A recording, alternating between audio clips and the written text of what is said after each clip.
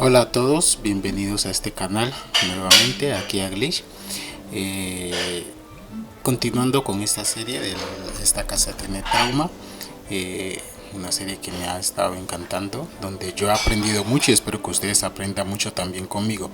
En los episodios pasados hemos hablado de lo que es la amígdala como la cocina del cerebro y el hipocampo como la biblioteca. Y hoy vamos a hablar un poco de la corteza prefrontal, que sería como una especie de la sala de control o despacho principal de la casa. Pero primero vamos a hablar qué es la función normal de la corteza prefrontal.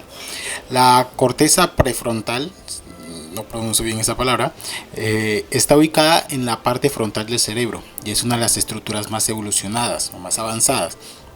Su principal desarrollo su principal función, es la toma de decisión, la regulación de impulsos, planeación, resolución de problemas y autocontrol. En el día a día es la que nos ayuda a pensar antes de actuar, organizar prioridades y regular cómo respondemos ante las situaciones o sociales o emocionales. Entonces la corteza prefrontal, pudiéramos decirlo así, a grandes rasgos, es como la parte racional de nuestro cerebro. Es la que piensa, la que planea, la que regula, lo cual es, pues, entendemos todos que es muy importante. Un dato curioso es que hay un dicho que dice el amor es ciego, y ese dicho tiene una parte de razón, ya que hay estudios que demuestran que cuando una persona está, digamos así, enamorada o muy obsesionada con alguien, pues su corteza prefrontal sufre como una especie de bloqueo, o sea, es como que no funciona bien. Entonces, de ahí viene la frase, bueno, de ahí no viene la frase, pero la frase que dice que el amor es ciego, pues tiene un poquito de razón en ese sentido, porque la corteza prefrontal es pues la que tiene mucho que ver con la razón, el razonamiento, el autocontrol, el planear, y que esté un poquito bloqueada pues hace que no sea lo mismo. Pero si lo colocáramos como si fuera alguna parte de la casa, la corteza prefrontal vendría a ser la sala de control o el despacho principal, la oficina principal de la casa. Entonces imaginemos que la corteza prefrontal sería como una sala de control donde se toman las decisiones importantes, un despacho donde se toman las decisiones importantes. Ahí habrían escritorios, habría la agenda familiar, los planos de la casa, el teléfono, o sea, todo lo que tiene que ver con la organización, el razonamiento estaría allí. Todo lo que sucede en las otras áreas, como la cocina, la biblioteca, la sala de estar, que no hemos hablado de eso, ya hablaremos luego, llegarían a la corteza prefrontal como si fueran informes. Entonces, como que si se oye algo, llegaría de una manera de informe a la corteza prefrontal. Y su función sería pues coordinar y decidir qué es lo que se va a hacer en la casa, en este caso en nuestro cerebro, qué es lo que se va a hacer y mantener el orden, o sea, mantener un orden, todo bien. Cuando funciona bien, pues la corteza prefrontal es como un despacho organizado, con buena luz, donde la persona o quien está a cargo mantiene todos los informes organizados, con calma, prioriza bien las cosas, la tarea, y mantiene toda la casa en equilibrio. Entonces, básicamente eso sería la corteza prefrontal, sería como una sala de control, lo cual es súper importante y vital para funcionar bien en el día a día. Pero entonces, ¿cómo sería una corteza prefrontal con efectos del trauma o bajo el trauma? Bueno, entonces, hay estudios que demuestran que el trauma infantil y crónico altera la maduración y la conectividad en la corteza prefrontal. Entonces, que haya trauma, y sobre todo trauma infantil y crónico, altera la maduración, pues, la forma en la que la persona crece, y la conectividad en la corteza.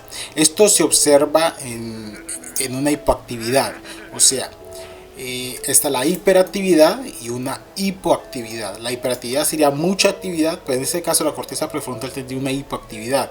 Quiere decir que se apaga o trabaja más lento, con menos eficacia, no es muy ágil.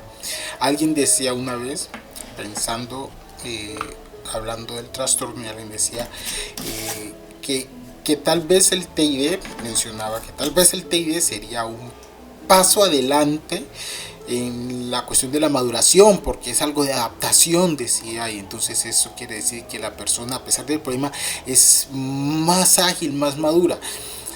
Pero yo considero, y escucho a otras personas que dicen no, o sea, no tanto eso. Consideramos, o al menos yo considero, que nuestro cerebro ha quedado en ciertos momentos sin un desarrollo óptimo en ciertas áreas. Y eso se ve reflejado muchas veces en el día a día, más cansancio, más dificultad en ciertos momentos para hacer algo, y no por falta de talento, digámoslo así, sino que el cerebro no se desarrolla bien, no se ha desarrollado del todo bien, y la corteza prefrontal con el trauma pues sufre un poco de eso.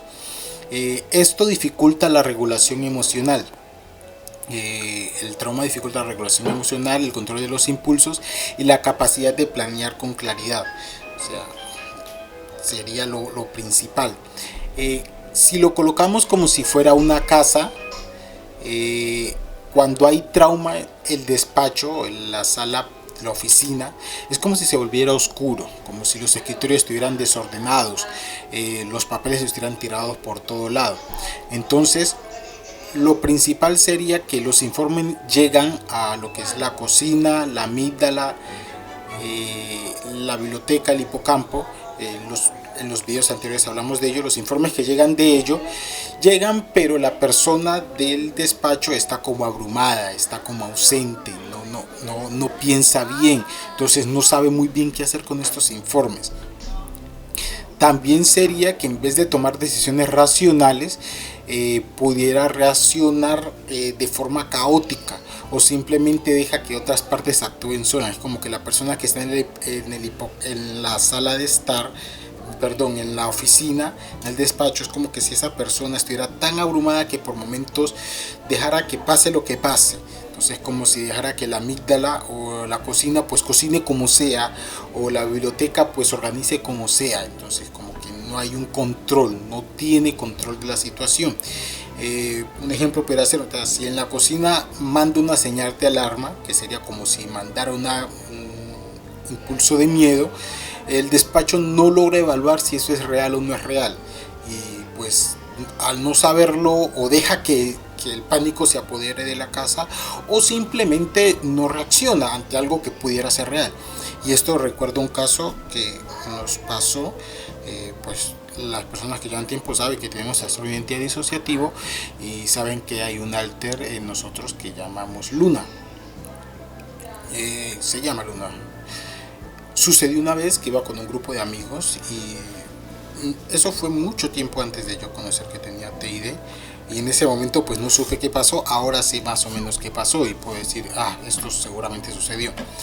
Estábamos con un grupo de amigos, pero yo me sentía como en automático, como irreal, no sentía control, no sentía emoción, no sentía nada, y habíamos salido a comer y así todo. Y yo lo que sentía era que estaba como en un automático, no entendía qué pasaba y solo seguía al grupo. O sea, para donde ellos iban, yo iba, pero no sabía ni para dónde íbamos, ni nada de eso. Y en un momento, no sé si había un indigente, un habitante de calle, no sé si es que alguien le dijo algo o qué, pero él se enojó y sacó una navaja y empezó a gritar y amenazar. Yo sé en este momento que esa sensación probablemente haya sido Luna, porque lo que sentí fue que no sentí ni pánico ni miedo, y el señor se puso delante mío a gritar y a amenazar, pero yo sentía que eso no era real, que eso no estaba pasando, y era como que antes como que quedé mirándolo totalmente desconectado, hasta que alguien como que me jaló y me gritó: Johan, aléjate. Y fue como que ya como que desperté en ese momento, y como que ¿qué pasó? Pero en ningún momento sentí miedo. Y bueno, esto tiene mucho que ver, o sea, a veces la corteza prefrontal o nuestro despacho puede no procesar bien las señales de miedo o alarma al estar desconectado, y simplemente no entender que algo puede ser grave, o sobredimensionar un peligro que tal vez no es tan real. Entonces, cuando hay trauma, pues esto sería la corteza prefrontal bajo el trauma. Pero ¿qué sería la corteza prefrontal bajo la disociación? Entonces, aquí. Entonces, los estados de disociación se observa una desconexión funcional entre la corteza prefrontal y otras áreas, como la amígdala y el hipocampo. Entonces, la corteza prefrontal puede apagar su relación con emociones intensas, crear un estado de calma aparente, pero con pérdida de desconexión interna. Esto es de lo más obvio, digámoslo así, de lo que menos se habla cuando se habla de trastorno de identidad disociativo. Mucha gente se enfoca mucho en los alters, se enfoca mucho en la amnesia y en las cosas más aparentemente visibles, porque muchos las vuelven una sensación, las sensacionalizan, pero no se dan cuenta de que de las cosas más molestas que puede haber es esto, no conectar con emociones. Debería estar alegre, pero no lo estoy. Debería estar enojado, pero no lo estoy. Me siento como en automático. Y cualquiera pudiera decir, pues bien, no tienes la atención de sentir emociones. No, o sea, las emociones sí están. Lo que hay es una desconexión. Y al haber esa desconexión, lo que se presenta, o sea, de la manera que se terminarán presentando estas emociones a veces es con dolores de cabeza, problemas estomacales, dolores en la espalda, o sea, se va a presentar con un malestar, generar una sensación de irritación y no sabes por qué, porque pues la corteza prefrontal, al no querer saber de esas emociones intensas, puede desconectar, y es como que vamos solo a lo racional, vamos solo a lo que puedo manejar, y como las emociones son muy intensas, no las puedo manejar. Ahora que lo estoy pensando, es como, no lo había pensado así, y cuando lo estoy leyendo es como que cada vez me recuerda más esta función de la corteza prefrontal a Luna, como si Luna fuera nuestra corteza prefrontal. Es como que no quiere nada, no quiere saber de emociones intensas, es como que si hay algo muy intenso ella lo apaga, o lo disminuye a tal grado de que no pueda sentirlo, pero pues no es agradable la sensación. Entonces, con la disociación en la corteza prefrontal es como si la sala de control cerrara sus puertas para no escuchar los gritos que vienen desde una cocina o desde un sótano. O sea, es como que ella se cierra a los estímulos fuertes de otras partes. Entonces es toda una falsa sensación de tranquilidad. Es como si las otras partes de la casa están ardiendo, está en fuego, hay desorden, pero la corteza prefrontal entra en negación y dice, no está pasando nada, me cierro, voy a lo que voy, me vuelvo lógico, pero simplemente no atiendo a lo demás. Y a largo plazo esto no genera un bienestar, sino todo lo contrario, un malestar, porque hay que entender algo, las emociones, si no se resuelven, se acumulan. Y sencillamente, si tú no resuelves eso, si tú no resuelves la emoción, no la entiendes, no la solucionas, no la atiendes, pues se va a acumular. Y es como si en el despacho, en esta sala, hubieran montañas de papeles acumuladas, pero la persona que está a cargo, en este caso la corteza prefrontal, es como si dijera, no quiero atender eso, no quiero atender eso. Digámoslo así, que se vuelve como un buen colombiano, todo para el final. Y es como que no resuelve y eso se va acumulando, y entre más se acumule peor se vuelve. Entonces, bajo la disociación lo que hay es desconexión y acumulación. La corteza prefrontal intenta seguir funcionando con una sensación de falsa tranquilidad, pero todo en realidad está desbordado, y pues eso al final empieza a explotar por otros lados, con flashback, con problemas físicos, con ataques de ansiedad, estrés. O sea, se empieza a mostrar en otras cosas. O sea, si no lo resuelves va a salir por otro lado, es como una bomba de tiempo. ¿Y qué pasa qué pasa con el trastorno de identidad disociativo? ¿Cómo afecta a la corteza prefrontal? Bueno, en ciertas investigaciones neurobiológicas muestra que la hiperactivación selectiva de patrones en la corteza prefrontal muestra una hiperactivación selectiva y patrones diferenciados en la corteza prefrontal según qué identidad se active. Entonces, esto es claro. Los alters son estados de la conciencia alterados, o sea, tienen sus propios patrones de conducta, su propia forma de ser consciente, y esto obviamente se va a reflejar en la forma en la que actúa la corteza prefrontal. Entendamos esto, la forma al menos en la que yo identifico un alter no tanto es por la voz, no tanto es por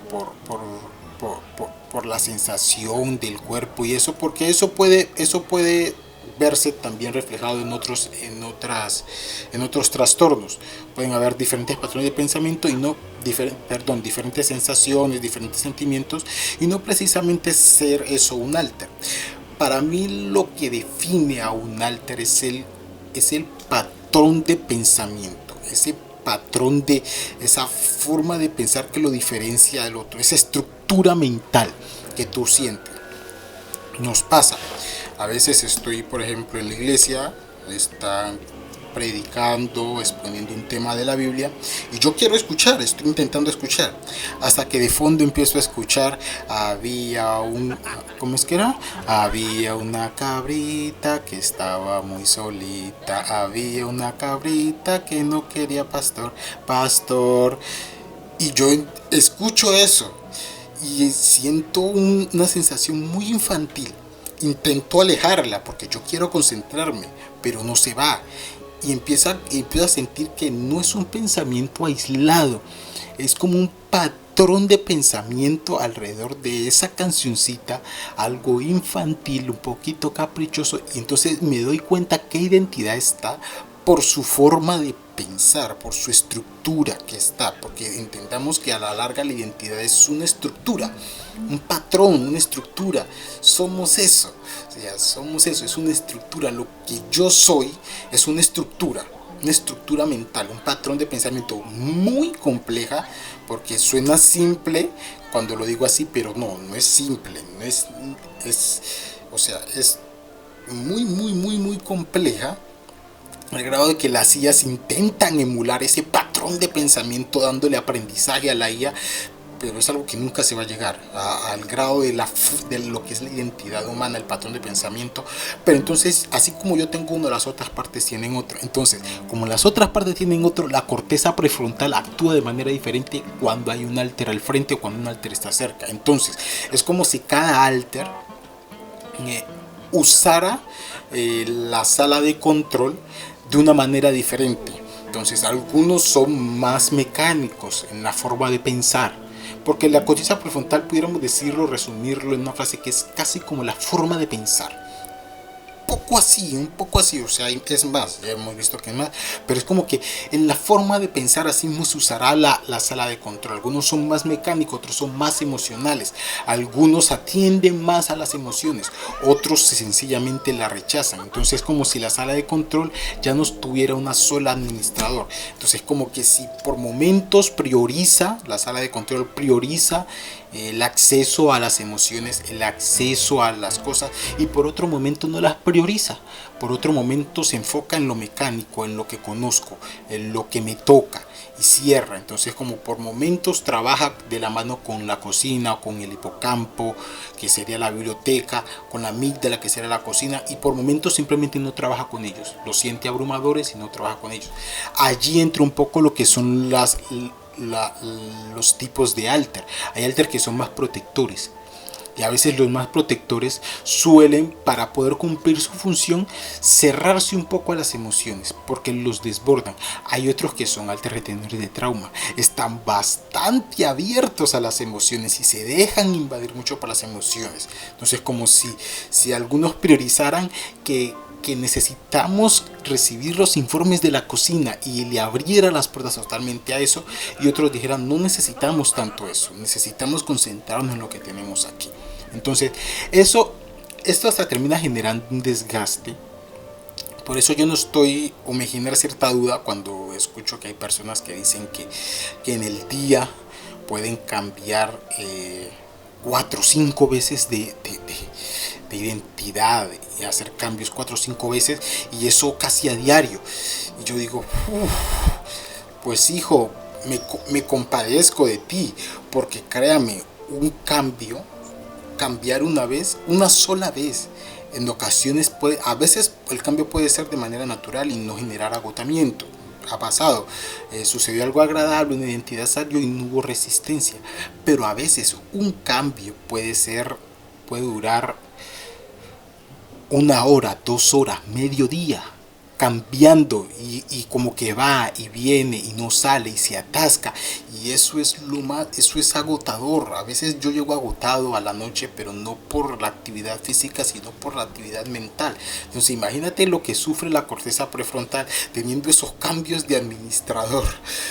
Un momento uno, otro momento otro, ahora me enfoco en lo emocional, ahora dejo de pensar en esto. Es agotador. Por eso siempre he dicho, los cambios no son eficientes, porque hay gente que le encanta y hasta le dice a uno, ¿por qué no sacas a tal parte? Yo, güey, no quiero meterme en ese rollo, no quiero, si a veces cuando sucede que alguien quiere grabar como Clo o Victoria, a veces lo intentamos toda la semana y no sucede, porque el cambio se atora, sale otra parte, porque no tenemos un total control. Podemos colocar y como que intentar direccionarlo y a veces sale, pero eso dura. O sea, a veces para que salga una parte decimos queremos que salga tal parte, listo, iniciamos desde el mediodía, con la música que le gusta esa parte, comida que le gusta. Por ejemplo, creo que le gustan los dulces como duros, le compramos eso, le colocamos música de rock, nos vestimos como a ella le gusta, de ropa negra. O sea, todo, y a veces sale otra parte, y cuando sale otra parte decimos se echó a perder porque ya no tengo suficiente energía para que esta vuelva, y ahora vuelva a salir crudo, ya se echó a perder todo, no va a funcionar. Entonces es agotador, es desgastante. Lo que más se ve en el trastorno de identidad disociativo son las intrusiones, las voces, que eso es un poco más manejable, pero los cambios, el switch es agotador. Y en esto de la corteza prefrontal pues se ve lo agotador que puede llegar a ser estar cambiando de administrador, digámoslo así. Entonces, para hacer un resumen de todo esto que hemos hablado de la corteza prefrontal, en un momento normal, en un estado normal, cerebral normal, la corteza prefrontal es como un despacho organizado, una sala de control organizada, con buena luz, y quien la maneja es alguien confiable que coordina bien. Con el trauma, el despacho está desordenado, está sin luz, el administrador está abrumado o ausente, no sabe qué hacer, se siente sobrepasado. Con la disociación, el despacho es como si se cerrara con llave o cerrara más constantemente y deja el resto de la casa sin una coordinación. Y en el TID, aparte del desorden que es del trauma, aparte del cierre que es de la disociación, pues hay varios administradores que se turnan el despacho y que piensan o tienen sus propios patrones o reglas diferentes. Entonces es como un acumulativo que hemos hablado. El TID es como un acumulativo de las otras partes, de los otros problemas de trauma y de disociación, que genera todo este cóctel que hace de que una persona con un trastorno de identidad disociativo, su corteza prefrontal, pues tenga muchas complicaciones a la hora de trabajar. Espero haberme hecho entender, y eso sería todo. Aquí estamos con Glitch, donde nuestro caos toma forma. Que tengan un buen día o el día que quieran tener. Adiós.